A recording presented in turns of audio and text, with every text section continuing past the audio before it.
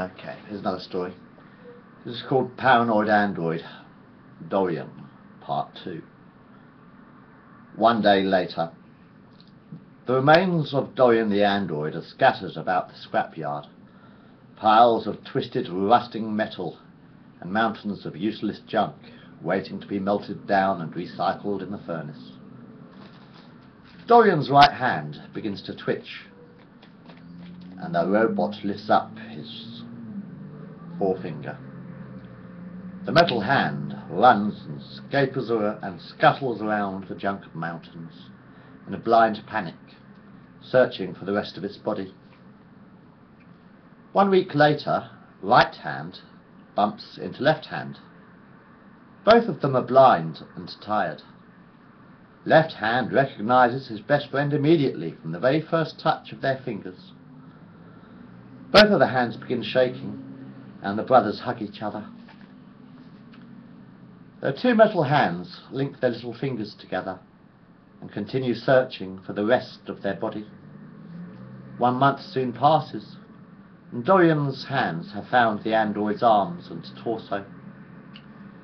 The hands and arms are now joined to the robot's shoulders, and Dorian's body, still blind, continues the hunt for its legs and head, fumbling up and down the metal mountains. 2 months later, Norman Waters, the scrapyard mechanic, throws Dorian's head into the furnace. The plastic face soon melts in the intense heat of the flames. Norman takes out the blank metal head with a spade and throws the blank face of the throws the blank face onto a heap of steel heads. A headless android hops around the junkyard on its left leg, still searching for the rest of its body.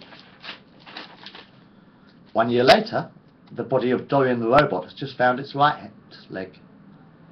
The rusty blind android climbs the metal scrap heaps, rummaging around in piles of twisted steel, still searching for its head.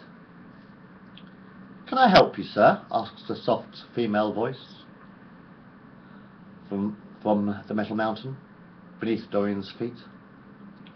The blind android picks up the steel head and screws it onto its shoulders. "Hello," smiles the head. "My name is Vera. That stands for Very Entertaining Robot Android." The android head flutters her eyelids. "Oh, I understand," smiles the robot. "You need to find your head." The android nodded. "I think I saw a pile of them by the furnace," she sighed. "They nearly got me today."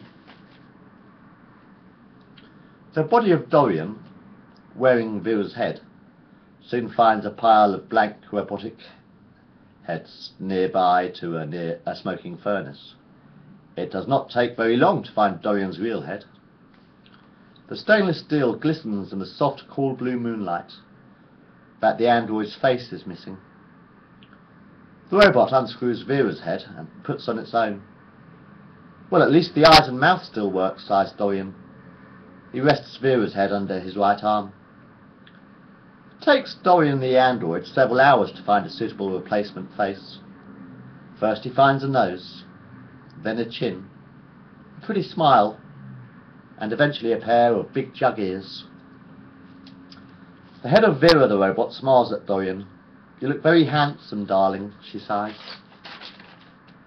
Dorian scratches his chin. "Well, sweetheart," chuckles the android. "Maybe we should start searching for a body for you," he suggested. 2 years soon pass, and Vera and Dorian have just arrived home from their honeymoon cruise. Dorian the android knocks at the door of Oscar's apartment. A small grey robot answers the door. "I'm sorry, sir," frowned TNT 2413W, "but the master passed away 2 weeks ago." "He probably died of boredom," laughed Vera, her beautiful gold-plated body glistening under the fluorescent lights of the foyer. "Most humans do, you know." Dorian kneels down at Oscar's grave, lays a bunch of colourful roses by the tombstone. "I just wanted to say thank you," whispered the robot. The end.